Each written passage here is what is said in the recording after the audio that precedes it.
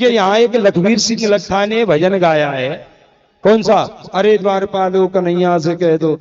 लेकिन उसमें एक त्रुटि है, उसमें जो वो पहले बात करते हैं ना, कहते हैं कि द्वारपालों ने रोका, कहां जाता है, ऐसा कुछ नहीं था।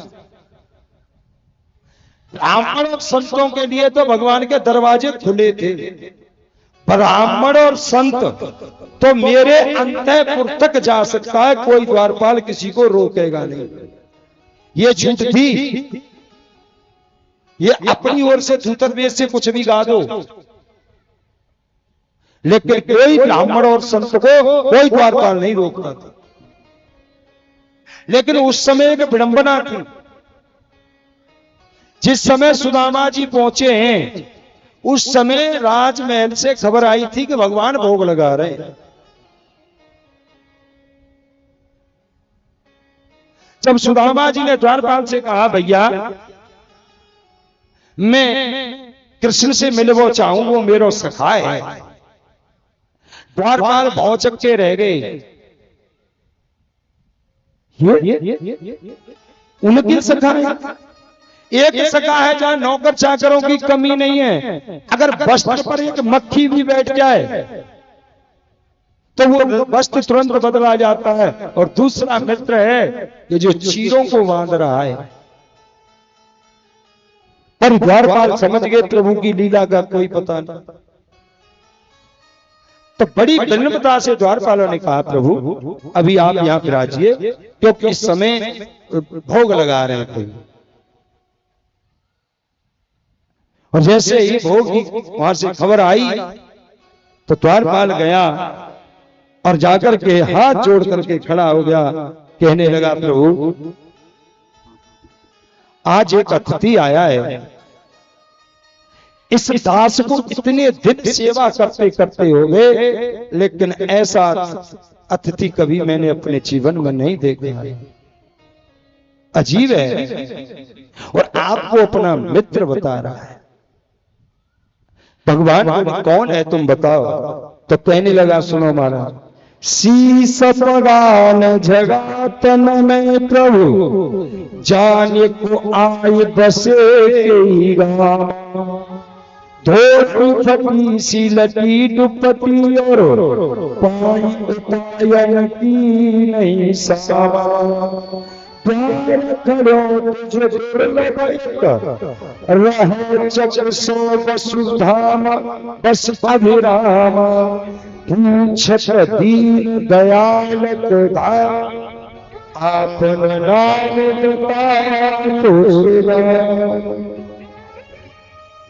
जो सुदामा नाम भगवान के कानों में पड़ा, आज भगवान सिंहासन से कूद पड़े और नंगे पैर ही दरवाजे की तरफ दौड़।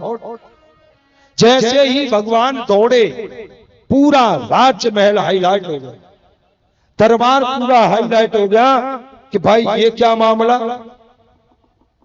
यहां हमने बड़े बड़े राजा राजाओं को आते देखा है, बड़े बड़े संतों को आते हुए देखा है, बड़े बड़े देवताओं को आते हुए देखा है, लेकिन भगवान इतनी उत्कंठा से किसी के लिए नहीं भागे। आज ये कैसी विभूति आई है कि जिसके लिए भगवान नंगे पैर दौड़े।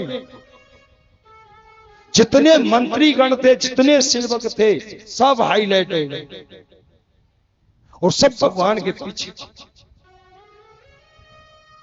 सुदामा जी दरवाजे पर खड़े हैं, सुदामा जी के मन में मनोरथ चल रहे हैं कि बचपन का यार है, पता नहीं पहचानेगा कि नहीं पहचाने, क्योंकि हमारे आज के समय की विडंबना है, अगर मित्र पर थोड़ी सी गरीबी आ जाए ना तो मित्र भूल जाता है। अरे मित्र की तो बात छोड़ो, भाई भाई को अपना भाई नहीं मानता है अगर थोड़ी सी गरीबी आ जाए तो। मैं इस बात का प्रमाण दे सकता हूं। भाई सगा भाई कह देता है कि हमारा कोई लेना देना नहीं उससे, तो मित्र तो बहुत दूर की बात। सुदामा जी भी यही सोच रहे हैं कि कहां इतना बड़ा राजा और कहां मैं, पता नहीं पहचानेगा कि नहीं पहचानेगा। लेकिन भगवान कहते हैं मुझे गरीबी अमीर से कुछ नहीं लेना है, न मुझे सुंदरता से कुछ लेना है। तुम कितने सुंदर हो इससे मुझे कोई मतलब नहीं, तुम कितने गरीब हो मुझे इससे कोई मतलब नहीं, लेकिन मेरे लिए तेरा भाव कितना है, तेरा भाव मायने रखता है।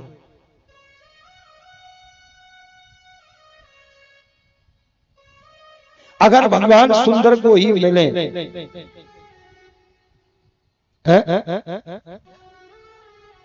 तो सुंदरता की कमी नहीं है संसार,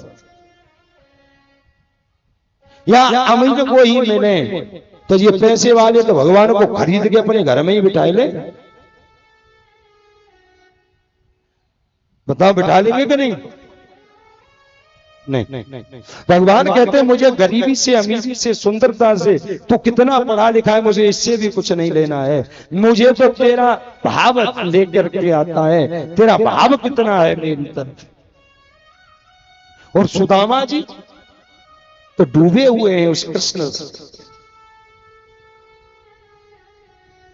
आज भगवान दौड़े चले आए और जो सुदामा जी की तरफ देखा दौड़ पड़े और जाकर सुदामा जी पीछे हटने लगे, लेकिन भगवान ने सुदामा को हृदय से लगा लिया और भगवान के नेत्रों से आंसू झरने लगे।